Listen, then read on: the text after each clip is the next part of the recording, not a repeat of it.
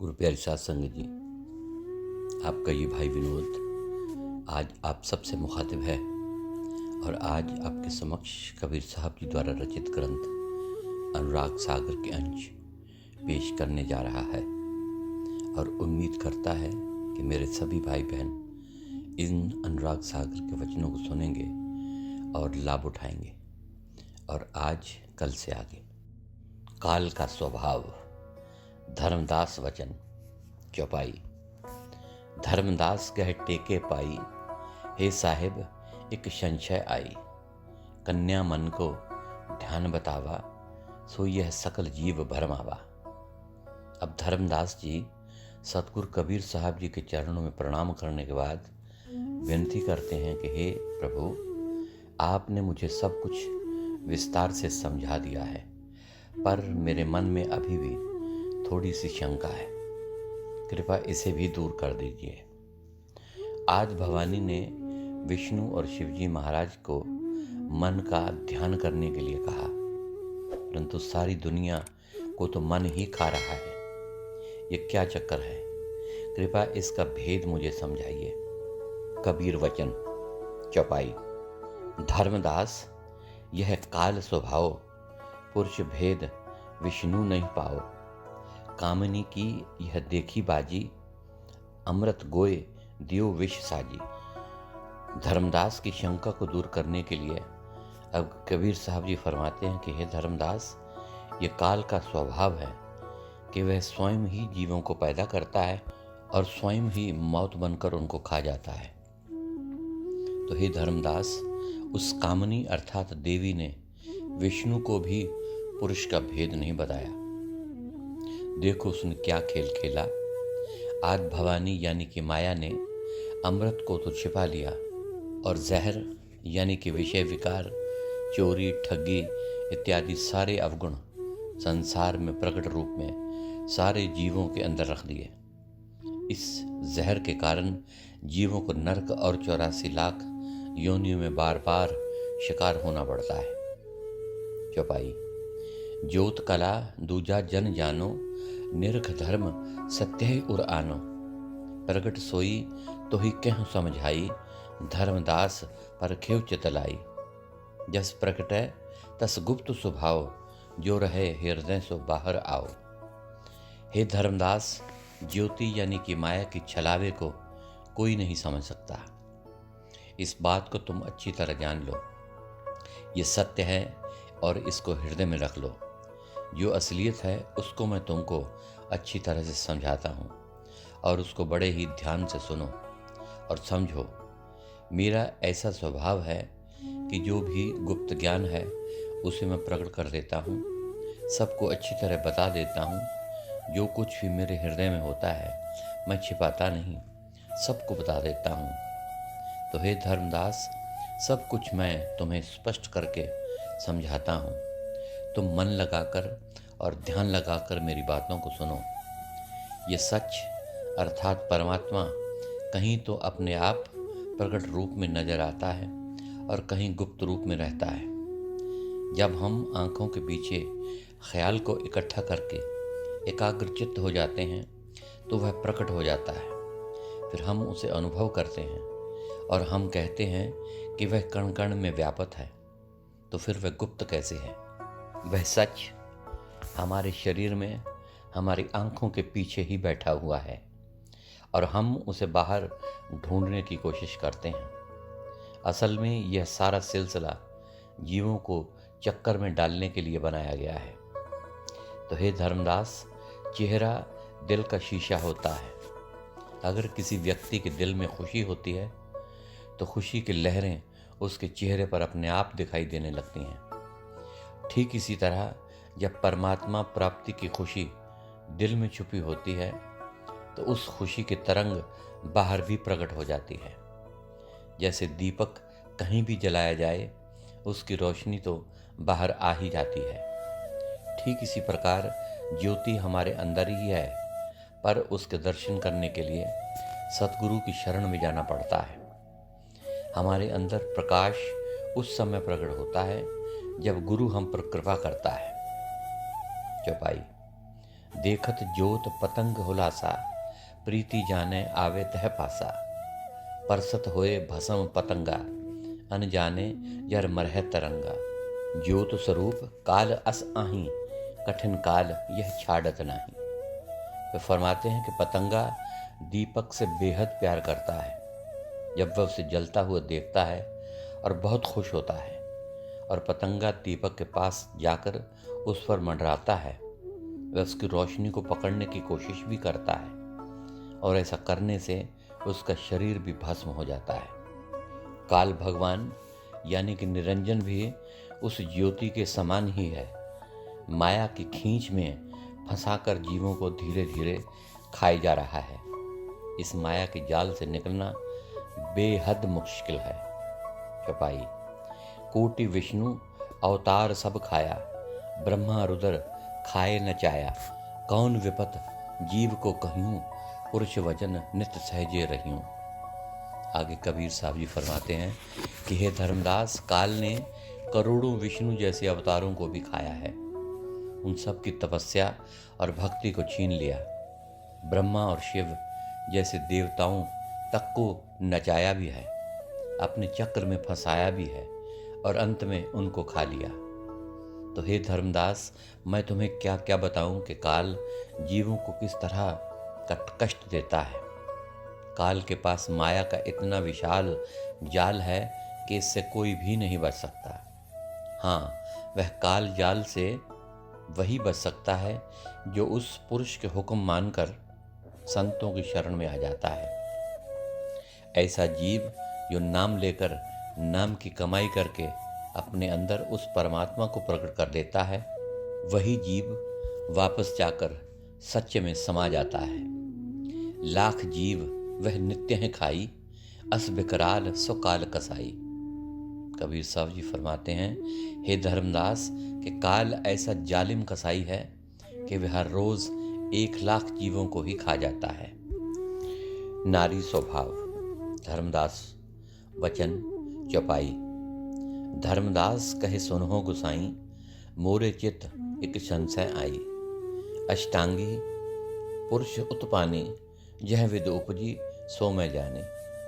धनी धर्मदास कबीर साहब जी से फिर से प्रार्थना करता है कि हे प्रभु, मुझे यह तो समझ आ गई कि अष्टांगी माता को भी सतपुरुष ने पैदा किया था, परंतु मेरे मन में एक नई शंका पैदा हो गई है।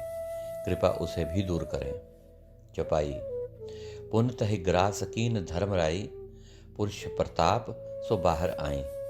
सो अष्टांगी अस छल कीना, गोई पुरुष प्रगट जम कीना। मुझे में समझ में आ गया है कि अष्टांगी को भी निरंजन ने अपना ग्रास बनाया था। अकाल पुरुष की दया से ही वह बाहर आई, और ओंकार ने ही कन्या को निगल लिया, और पुरुष ने जोगजीत भगत को भेजा, जिसके कहने से वह बाहर आई। बाहर आकर कन्या यानी अष्टांगी ने भी छल किया। आदि निरंजन को तो छिपा दिया और निरंजन को प्रकट कर दिया। कहने का भाव ये कि उसने परमात्मा के बारे में तो किसी को नहीं बताया, पर काल निरंजन को ही सृष्टि का मालिक बता दिया। पुरुष भेद नहीं सुतन बताया, काल निरंजन ज्योत लखाया। यह चरित्र कस कीन्ह अष्टंगी, तज सतपुरुष भई जम संगी। हे सतगुरु जी, मैं ये जान गया हूँ कि अकाल पुरुष ने अष्टंगी को निरंजन के लिए पैदा किया था। जब अष्टंगी निरंजन के साथ मिल गई तो उसने अकाल पुरुष को विसार दिया। उसने अपने पुत्रों को भी अकाल पुरुष का भेद नहीं दिया। विष्णु को भी काल की ज्योति के दर्शन करवाकर भ्रम में डाल दिया। अष्टंगी ने यह कला दिखाई कि वह सतपुरुष को छोड़कर काल निरंजन की हो गई। कृपा करके मुझे ये समझाओ कि ऐसा क्यों हुआ। कबीर वचन। चौपाई। धर्मदास सुन नार स्वभाव, अब तो हे प्रगट बरन समझाओ। होय पुत्री यह घर माही, अनेक यतन पर तोषे ताही। बसन भछन सुख सेज निवासा, घर बाहर सब तहे विश्वासा। कबीर साहब जी फरमाते हैं कि हे धर्मदास, अब मैं तुम्हें स्त्री के स्वभाव के बारे में बताता हूँ। जब किसी के घर में लड़की पैदा होती है तो उसके माता पिता उसका पालन पोषण बड़ी अच्छी तरह से करते हैं और उसे अच्छे अच्छे कपड़े पहनाते हैं और उसकी भूख प्यास का ख्याल रखते हैं। उसे बढ़िया से बढ़िया भोजन खिलाते हैं और उसे आरामदायक पलंग पर भी सुलाते हैं। बड़ी होकर वह बेटी घर का काम काज संभालती है। घर और बाहर सब उस पर विश्वास करते हैं। चौपाई। यज्ञ कराए देह पुत माता, विदा कीन हित प्रीत सुताता। गई पुत्री जब स्वामी गेहा, रति रंग तास संग गुण नेहा। मात पिता तिन सब ही बिसरावा, धर्मदास अस नार स्वभावा। ताते आज्ञा भई बेगानी, काल रंग होए रही भवानी। कबीर साहब जी फरमाते हैं कि ये धर्मदास जब लड़की शादी के योग्य हो जाती है तो माता पिता यज्ञ करवाकर उसका विवाह कर देते हैं। बड़े प्यार से उसे पति के साथ ससुराल भेज देते हैं। इस बिछोड़े के कारण बेटी रोती भी है और उसके माँ बाप दुखी भी होते हैं। जब वह लड़की अपने माता पिता, बहन भाई, सखी सहेलियों को छोड़कर अपने पति के घर पहुंच जाती है तो वह पति के गुणों और उसके प्यार के रंग में ऐसी रंग जाती है कि माता पिता, भाई बहन, सखी सहेलियां सबको भुला देती है। तो हे धर्मदास, यह स्त्रियों का स्वभाव है। इस स्वभाव के कारण आद भवानी भी पति निरंजन के घर जाकर बेगानी हो गई। उसने अपने पिता अकाल पुरख को भुला दिया और निरंजन के रंग में रंग गई। इसी कारण उसने पिता को पुत्रों से गुप्त रख लिया और अपने पति के पक्ष में ही बात करती रही। धर्मदास वचन। चौपाई। धर्मदास विनती चितलाई, ज्ञानी मोको कहो समझाई। यह तो भेद सकल हम पाई, अब ब्रह्मा की कहो उपाय। आज्ञा श्राप ताहि को दीना, ता पाछे ब्रह्मा कस कीना। धर्मदास ने कबीर साहब से कहा कि हे प्रभु, आपने मेरी विनती को मानकर मुझ पर अपार कृपा की है। आपने जो भी भेद बताया है उसे मैंने अच्छी तरह समझ लिया है। अब कृपा करके ब्रह्मा जी के बारे में बताए कि बाद में उनके साथ क्या हुआ। जब आद भवानी ने ब्रह्मा को श्राप दिया तो उसके बाद उन्होंने क्या किया। कबीर वचन। चौपाई। धर्मदास अब सब कुछ जानी, भिन्न भिन्न सब कहूँ बखानी। ब्रह्मा मन में भय उदासा, तब चल गयो विष्णु के पासा। धर्मदास के पूछने पर कबीर साहब जी ने उत्तर दिया कि मैं सब जानता हूँ, इसके बारे में तुमसे विस्तार पूर्वक बात करता हूँ। श्राप मिलने के बाद ब्रह्मा जी बहुत उदास और दुखी हुए। तब वे विष्णु जी के पास गए। जाए विष्णु सो विनती लाई, तुम हो बंधु देवन के राई। तुम पर मात हो भई दयाला, हम तो श्राप वश भय बेहाला।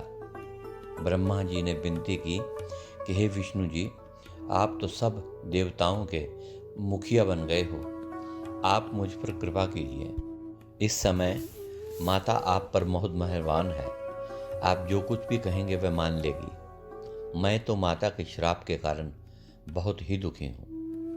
निज करनी फल पावा भाई, कह विद दोष लगाऊं माई। अब अस जतन करहो भ्राता, चले परिवार वचन रहे माता। मुझे अपनी करनी के अनुसार श्राप मिल गया है। मिर्चें बोकर कोई गेहूं की फसल काटना चाहे तो ये हो नहीं सकता। मैंने जो भी बुराई का बीज बोया था उसका फल भी तो बुरा ही मिलना था। मैं माता को दोष क्यों दूं? आप ही सब कुछ ऐसा उपाय करें कि माता का श्राप भी रहे और मेरा परिवार भी चलता रहे। कहे विष्णु छोड़ो मन भंगा, मैं करहूँ सेवकाई संगा। तुम जेठे हम लहुरे भाई, चित्त संशय सब देहो बहाई। जो कोई होए हम भक्त हमारा, सो सेवे तुम्हारे परिवारा। ब्रह्मा जी की बात सुनकर विष्णु जी ने कहा कि आप अपने मन को दुखी मत करें, मैं आपके लिए कुछ न कुछ अवश्य करूँगा। आप मेरे बड़े भाई हैं, मैं आपका छोटा भाई हूँ। आप अपने मन में सारे भ्रम दूर कर लें। मैं अपने भक्तों से कह दूंगा कि वे आपके परिवार की पूजा करें। मेरे भक्त जब भी दुनिया में कोई काम शुरू करेंगे, वे आपके परिवार यानी ब्राह्मणों की सेवा करेंगे। जब भी कोई नया काम शुरू करेंगे, शादी ब्याह रचाएंगे, तो पहले ब्राह्मणों से मुहूर्त निकलवाएंगे, उनको दान दक्षिणा देंगे और भोजन भी करवाएंगे। इस प्रकार विष्णु ने ब्रह्मा जी को आश्वासन दिया। छंद। जग में ऐसी दृढ़ाऊं फल, पुन आशा जोई हो। यज्ञ धर्म करे सब पूजा, द्विज बिन नहीं न होई हो। जो करें सेवा द्विजन के ताही, महापुण्य प्रभाव हो।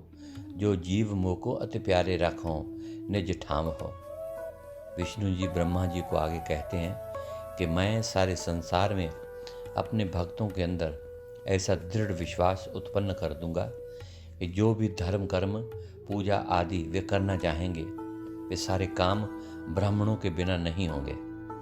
जो ब्राह्मण की सेवा करेंगे उनको उत्तम फल और पुण्य प्राप्त होगा।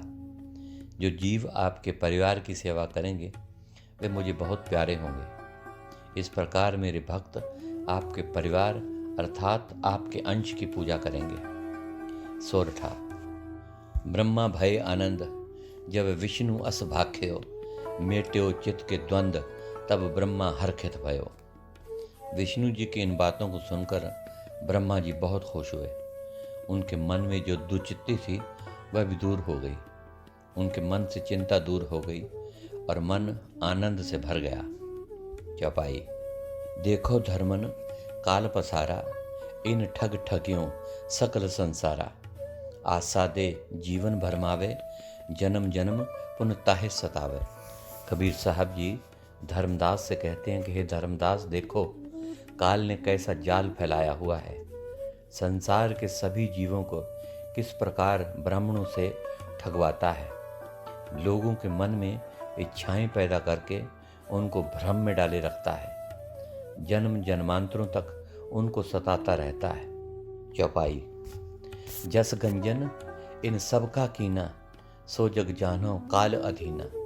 जानत है जग होय न शुद्धि, काल प्रबल हर्यो बुद्धि। मन तरंग में जीव भुलाना, निज घर उलट न चीने अजाना। जो भी जीव ब्राह्मण और ज्योतिषियों के चक्कर में पड़ेंगे वे इच्छाओं से बंधे रहेंगे। वे सब काल के अधीन रहेंगे। वे बार बार भटकेंगे और जन्म मरण के चक्कर में पड़े रहेंगे। जीव ये जानते हुए भी कि इससे कोई लाभ प्राप्त नहीं हो सकता, फिर भी वह इन ढकोसलों में पड़े रहते हैं। काल ने संसारी जीवों की बुद्धि हर ली है। जीव जानते हैं कि संसार में आत्मा की शुद्धि नहीं हो सकती, उन्हें मुक्ति प्राप्त नहीं हो सकती, फिर भी वे काल के अधीन होकर पड़े रहते हैं। चोरी ठगी जैसे कामों में उलझे रहते हैं और अच्छाई की तरफ जाते ही नहीं। अब देखो काल और क्या क्या करता है। जीवों को मन के पीछे लगा रखता है। जो कुछ मन कहता है जीव करते ही जाते हैं, चाहे उससे कितना भी नुकसान क्यों ना हो। अपने निज घर को यानी सत्पुरुष के स्थान को पहचानने और जानने की कोशिश भी नहीं करते हैं। चारों खानियों का हाल। धर्मदास वचन। चौपाई। धर्म कहे सुनहो गोसाई, तब की व्यथा मोहे समझाई। तुम प्रसाद जम को छल चीना, निश्चय तुमरे पद चित दीना। भव बूढ़त तुम ही गह राखा, शब्द सुधा रस मोसन भाखा। धर्मदास कबीर साहब जी का धन्यवाद करते हुए कहता है कि हे प्रभु, आपने सारी बात समझाकर मुझ पर अपार कृपा की है। आपकी कृपा से ही मैं काल भगवान के द्वारा किए जाने वाले छल कपट को पहचान गया हूँ। आपने मुझे अपने चरणों में लगाया है और अपने प्रति मेरा विश्वास भी दृढ़ कर दिया है। मैं भी इस काल की नगरी में डूब रहा था। आपने मुझ पर दया करके मेरा हाथ पकड़ा और दुखों से बचा लिया है। हे सतगुरु जी, आपने मुझे शब्द का भेद बताया है और मेरी बाँह पकड़कर मुझे सत्यलोक पहुंचा दिया है। अब धर्मदास जी कबीर साहब जी को आगे प्रश्न करते हैं कि अब वह कथा मोहे समझाओ, चार खान की संध लखाओ, चार खान की उत्पत पाओ, भिन्न भिन्न मोहे वर्ण सुनाओ। 84 लख योनिन धारा, कौन सी योनि केतन विस्तारा। धर्मदास जी कबीर साहब जी से कहते हैं कि हे भगवान, अब कृपा करके मुझे उन चारों खानियों के बारे में विस्तार से बताइए जिनका जिक्र आपने पहले भी किया है। उनकी अलग अलग किस्में किस प्रकार बनी, सारे जीवों को इनमें किस प्रकार बांटा गया, उनके मालिक कौन कौन हैं। 84 लाख योनियों के बारे में बताने की कृपा कीजिए और इनका विस्तार कैसे हुआ। सो गुरु प्यारी साध संगत जी, आज के लिए इतना ही। कल अनुराग सागर के आगे के अंश आपके समक्ष रखूँगा। तब तक के लिए इस नाचीज़ को इजाज़त दीजिए। और आखिर में मेरी तरफ से आप सभी भाई बहनों को प्यार भरी धन धन सतगुरु तेरा ही आसरा, हाजिर नाजिर जिंदा राम तेरा ही आसरा अर्ज है।